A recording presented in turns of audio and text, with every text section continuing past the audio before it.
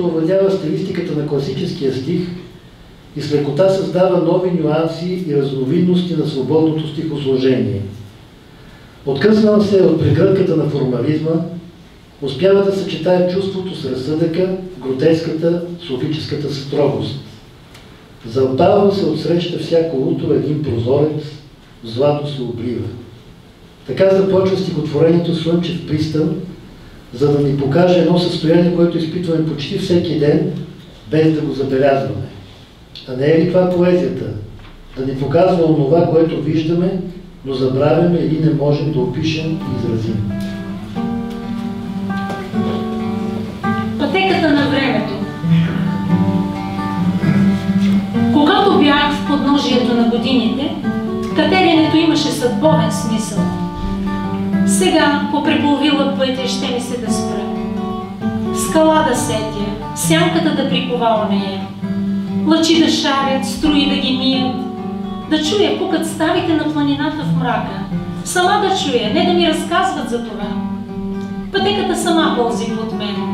Още ми се да вскоча, встрани да вскоча, за минута само.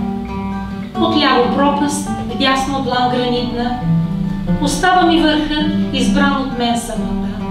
Така източен, че не знае какво е стрък, приведен под калинка пъстра. Защо ми е тогава с върхът, щом само пусто ще обхвана с поглед? Пътеката е глуха и пълзи, но ми оставя шанс да не заспивам в мрака и да набъбнат дните ми, за да ми стигнат до върха.